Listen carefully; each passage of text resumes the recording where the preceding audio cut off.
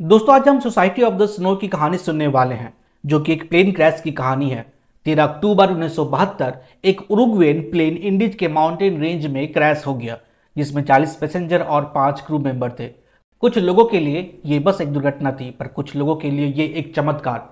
सोचिए क्या होता है जब दुनिया आपको मरा हुआ मान ले और आप जिंदा है उन जमा देने वाली बर्फीली पहाड़ियों के बीच। कहानी की शुरुआत एक रग्बी मैच से होती है। कुछ लड़के मैच खेल रहे हैं, मैच चल रहा है, जहां हमारी पहली मुलाकात होती है रोबर्टो से, जो खेलने में बहुत अच्छा है, पर आज पास ना दे पाने के कारण उसकी टीम हार जाती है, जिसके लिए उसके सारे दोस्त उसका मजाक उड़ाते हैं। सारे दोस्त प्लेन से सेंटियागो जाने वाले थे घूमने के लिए, वो भी सिर्फ $45 में। जिनको जिनको जाना था वो पैसे जमा कर रहे थे। सारे दोस्त इस ट्रिप के लिए काफ़ी एक्साइटेड थे। फिर वो दिन आ जाता है जब ट्रिप पर जाना था। सभी मिलते हैं, फोटो खिंचवाते हैं। उन्हीं में से एक का नाम था नुमा, जो बाकी लोगों के लिए अनजान था, पर यहाँ अपने दोस्त के कहने पर वो आया था। इस ट्रिप पर ज़्यादातर लोग कम उम्र के थे। किसी किसी के लिए तो ये पहली ट्रिप थी। उनके फैमिली वाले उन्हें वहाँ छोड़ने के लिए भी आए थे। सभी प्लेन में बैठ जाते हैं, प्लेन उड़ जाता है। सभी प्लेन में मस्ती मजाक कर रहे हैं, एंजॉय कर रहे हैं। नुमा अपने सीट पर बैठा हुआ था। प्लेन उड़ते हुए एक माउंटेन रेंज में पहुंचती है, यानी पर्वतों की श्रृंखला में। प्लेन में थोड़ा सा झटका लगता है। किसी ने कहा कि ये वही जगह है ना जो प्लेन को अपनी ओर खींचती है, तो एक ने कहा कि हाँ ये सच है। नुमा ने कहा कि क्या मजाक कर रहे हो। तब उसने उसे एक पेपर पर समझाया, सेंटियागो जाने के लिए हमें थोड़ा घूम के जाना पड़ता है, क्योंकि रास्ते में बड़ी बड़ी पर्वतें हैं, इसलिए सीधा नहीं जा सकते। इसलिए जहां पहाड़ नीचे है हम वहां से होते हुए सेंटियागो पहुंचते हैं। जब वो ये बता रहा था तब प्लेन के लोगों को हल्का हल्का झटका लग रहा था। नुमा खिड़की से बाहर की तरफ देख रहा था। बहुत तेज बर्फीली हवाएं चल रही थी, जो प्लेन की पत्तियों से टकरा रही थी। प्लेन निचली पहाड़ों को पार करने के बाद ऊंची पहाड़ों को पार करने के लिए ऊपर की तरफ तेजी से उड़ रहा था, जिसके कारण अंदर भी लोग काफी डर गए थे। लोग अपनी सीट को जोर से पकड़े हुए थे। तभी खिड़की से सूरज की रोशनी आती है, यानी अब प्लेन पहाड़ की ऊंचाई को पार करने वाला था कि अचानक प्लेन टकरा जाता है। प्लेन का आधा हिस्सा टूटकर गिर जाता है। लोगों को एक जोर का झटका लगता है। कुछ सेकंड के लिए उन्हें समझ नहीं आता है कि क्या हुआ। प्लेन का आधा टुकड़ा बर्फ में खिसकते हुए नीचे जाकर रुकता है। तब तक बहुत सारे लोग जख्मी हो गए थे। नूमा ने सीट बेल्ट बांध रखी थी तो वो ठीक था। वो जाकर रोबोटो को देखता है, वो भी ठीक था। फिर वो बाकी लोगों को देखते हैं। कुछ लोग सीट के नीचे दबे हुए थे, कुछ लोग जख्मी थे। रोबोटो एक मेडिकल स्टूडेंट था तो वो बाकी लोगों को देख रहा था। फिर पता चलता है कि पायलट जिंदा है, तो वो जाते हैं उससे बात करने के लिए, पर उसे बहुत चोट लगी थी। वो बोलने की स्थिति में नहीं था। बस वो ये कह रहा था कि भगवान तुम सबकी रक्षा करे। प्लेन का रेडियो भी काम नहीं कर रहा था। बहुत सारे लोग जख्मी थे। ये सभी ऐसे जगह पर गिरे थे जहां चारों तरफ से बर्फ की बड़ी बड़ी पहाड़ियां थी, और ये सभी बीच में नीचे की तरफ थे। कुछ देर बाद रात हो जाती है और ठंड से लोग कांपने लगते हैं। टेम्परेचर -30 तक चला जाता है। सभी एक ही जगह पर बैठे हुए थे, जिंदा लोग और मरे हुए लोग भी।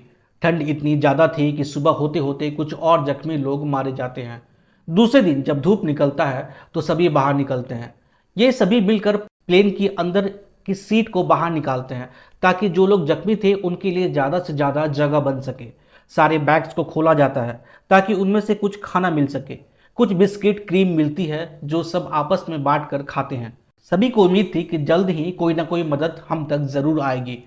फिर से रात होती है और उनके पास जितने भी बैग थे उसकी एक दीवार बनाते हैं प्लेन के टूटे हुए हिस्से पर, जिससे कि उन्हें कम से कम ठंड लगे। अगली रात भी गुजर जाती है। इसके अगले दिन सुबह एक प्लेन उड़ते हुए सबने देखा, और सभी ये देखकर बहुत खुश हो गए कि रेस्क्यू टीम ने उन्हें खोज लिया। सब ने चैन की सांस ली। सब सोचने लगे कि घर पहुंचकर वो क्या खाएंगे। इस तरह करके एक और दिन बीत गया। अगले दिन फिर प्लेन की आवाज़ सुनाई दी, पर दिखाई नहीं दी। मतलब कि उन्होंने उस जगह को देखा ही नहीं था। वो किसी दूसरे जगह पर प्लेन को खोज रहे थे। ये जानकर सब मायूस हो जाते हैं। तब उनमें से कुछ ने कहा कि हम इस तरह से ज़्यादा दिन जिंदा नहीं रह पाएंगे। हमें चलकर पहाड़ के ऊपर जाना पड़ेगा, जिससे कि वो हमें देख सके, और हमें प्लेन के रेडियो को ठीक करना पड़ेगा ताकि हम मैसेज भेज सकें। ये सब पहाड़ पर चढ़ाई शुरू करते हैं। जिस रास्ते से प्लेन नीचे आया था, 4-5 लोग ट्रैक करके ऊपर की तरफ जाने लगते हैं। पर जब वो आधे रास्ते तक पहुंचते हैं और जाकर पीछे मुड़कर देखते हैं तो उन्हें अपनी प्लेन दिखाई ही नहीं देती है, और ना ही वो लोग जो वहां पे खड़े थे। उन्हें समझ में आ गया कि प्लेन को ऊपर से देखा नहीं जा सकता, और इसलिए वो प्लेन को खोज नहीं पा रहे हैं। तो फिर वो वहीं से वापस आ जाते हैं। फिर रात हो जाती है। सभी एक ही जगह बैठकर रात काटते हैं। अब 7 दिन हो चुके थे, खाना नहीं है। सभी भूख से तड़प रहे हैं। कोई सीट कवर खा रहा है तो कोई सिगरेट खा रहा है।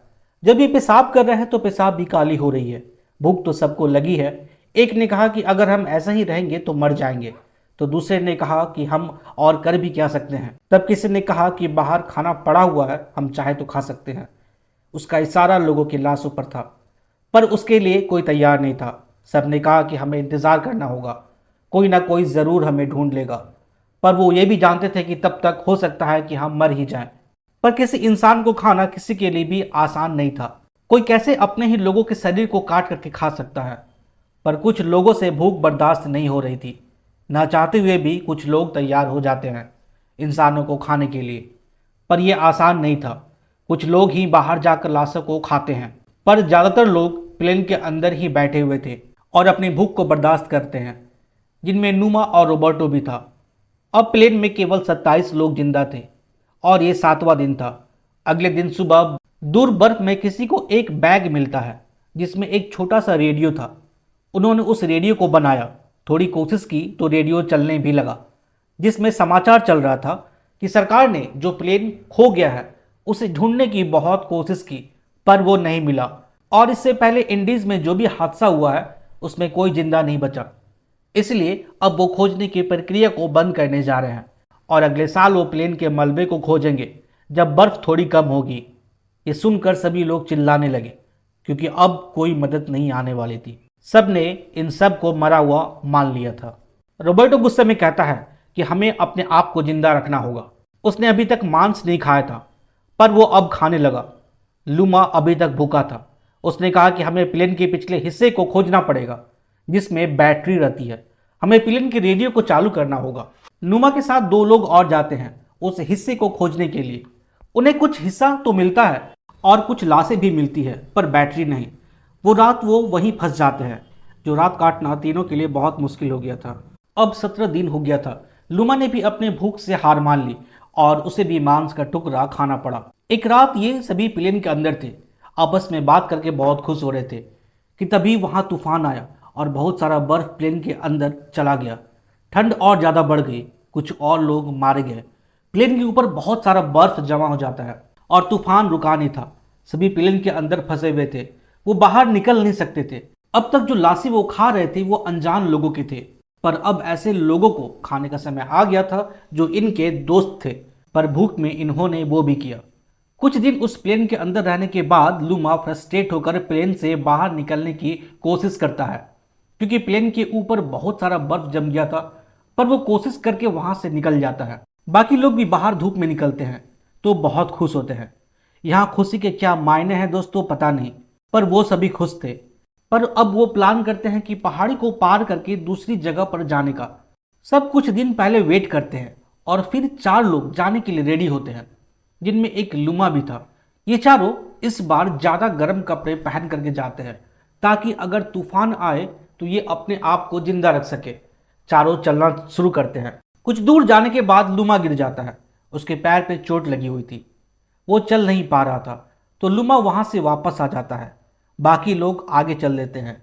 लूमा प्लेन पर आ जाता है। पहली बार वो अपने आप को असमर्थ पा रहा था कि वो लोगों की हेल्प नहीं कर पा रहा है, पर उसके दोस्त उसका हौसला बढ़ाते हैं। जो 3 लोग आगे गए थे थोड़े समय के बाद वो वापस आ जाते हैं।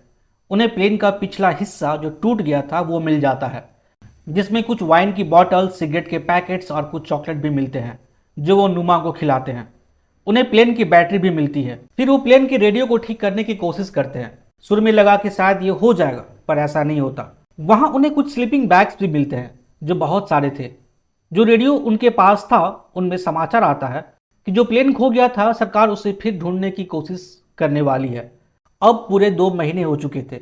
सबने उम्मीद खो दी थी कि वो वहां से जिंदा निकल पाएंगे। सभी मायूस थे। अब हड्डियों में से मांस नोच कर खाने पड़ रहे थे। उनमें से एक था जो हमेशा फोटो खींचता था जब वो प्लेन पर था, प्लेन के अंदर की तस्वीरें, और अब वो जिस हालत में है, एक असहनीय दर्द, लेकिन चेहरे पर मुस्कुराहट। लूमा धीरे धीरे मर रहा था। वो अपने दोस्तों को कहता है कि मैं जब मर जाऊं तो मेरी बॉडी को तुम लोग इस्तेमाल कर लेना। वहाँ खाना खत्म हो रहा था। 11 दिसंबर 1972 को लूमा भी मर जाता है। इसकी मौत से सब समझ जाते हैं कि सभी को ऐसे ही मरना होगा, पर अभी वो हिम्मत नहीं हारते हैं। 3 लोग फैसला करते हैं कि हम पर्वत को पार करके मदद मांगने जाएंगे, और ये करना जरूरी था, नहीं तो एक एक कर सारे लोग मारे जाते। 3 लोग में से रोबोटो भी था। साथ में कुछ खाने का सामान लेकर वो आगे निकल पड़ते हैं। पहाड़ों में एक एक कदम ऊपर चढ़ रहे थे। रात हो जाने पर वो स्लीपिंग बैग में घुस करके रात बिताते और सुबह फिर चलना शुरू करते हैं। किसी तरह वो एक पहाड़ी की चोटी पर पहुंचते हैं तो देखते हैं कि अभी बहुत सारी पहाड़ियां हैं जिन्हें पार करना है। ये देखकर उनकी हिम्मत टूट जाती है। आखिर कब तक चलेंगे और कितना चलेंगे? पर एक ने कहा कि इतनी दूर आने के बाद मैं वापस नहीं जाऊंगा। रोबोटो ने कहा कि तुम मौत की तरफ जाने की बात कर रहे हो। पर उसने कहा कि हाँ, पर इन पहाड़ों के बीच में एक छोटी सी पहाड़ी दिख रही है जहाँ बर्फ नहीं है। शायद हमें वहाँ कुछ मदद मिल जाए। रोबोटो आगे जाने के लिए तैयार हो जाता है। उनमें से एक वापस आ जाता है ताकि ज़्यादा खाना बच सके। इसके बाद वो दोनों चलना शुरू करते हैं। लगातार 10 दिनों तक चलने के बाद एक पहाड़ी नीचे की तरफ जाते हुए दिखाई देती है। वो नीचे उतरते हैं, वहाँ बर्फ नहीं थी। फिर आगे जाकर देखते हैं तो एक नदी मिलती है। वो नदी में मुंह धोते हैं। तभी रोबोटो चिल्लाने लगता है। नदी के उस पार एक आदमी घोड़े पर सवार इन दोनों को देख रहा था। वो चिल्लाकर कहता है कि हमें मदद की जरूरत है। वो घुड़सवार एक पत्थर में कागज लपेटकर इनकी तरफ फेंकता है। वो नदी के उस पार था। ये उसमें लिखता है कि हम उरुग्वेंस हैं और हमारा प्लेन क्रैश हो गया था, पर हम अभी तक जिंदा है। ये बात वहाँ की सरकार तक पहुँचती है। समाचार में भी ये बात बताई जाती है। जो लोग फंसे थे वो भी ये जान करके खुश हो जाते हैं कि मदद अब आने वाली है।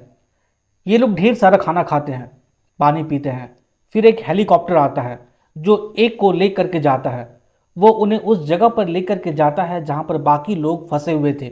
वो सब हेलीकॉप्टर को देखकर खुश हो जाते हैं, नाचने लगते हैं। 22 दिसंबर को 16 लोग इंडीज से वापस आते हैं।